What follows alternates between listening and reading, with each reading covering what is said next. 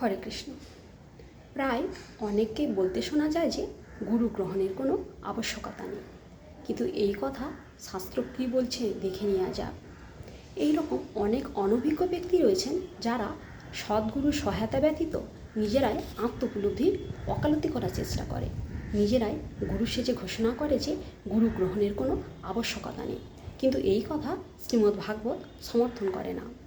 যেমন শ্রীমদ্ ভাগবতের প্রণেতা মহান তত্ত্বজ্ঞানী পণ্ডিত ব্যাসদেবেরও গুরু ছিলেন, যিনি নারদমুনি। তাঁর সহায়তায় যিনি এই বিশাল সাহিত্য সম্ভার শ্রীমদ্ ভাগবত প্রণয়ন করেছিলেন। এমনকি শ্রী চৈতন্য মহাপ্রভু, তিনিও যিনি পরমেশ্বর ভগবান, তাঁরও গুরু ছিলেন। এমনকি শ্রীকৃষ্ণ গোবিন্দ, যিনি অনন্তকোটি ব্রহ্মাণ্ডের একমাত্র মালিক, তিনিও লৌকিকতার জন্য তাঁরও গুরুদেব শান্তিপুনি মুনিকে তিনি গুরুরূপে বরণ করেছিলেন, যদিও এরকম লৌকিকতার কোনো প্রয়োজন ছিল না। এমনকি ভাগবদ্গীতায় অর্জুন শ্রীকৃষ্ণকে গুরুরূপে বরণ করেছিলেন। তাহলে অতএব আমাদের অবশ্যই গুরু গ্রহণের প্রয়োজনীয়তা আছে, কিন্তু লক্ষ্য করতে হবে গুরুদেব যেন অবশ্যই সৎ হন। হরি বল, হরে কৃষ্ণ।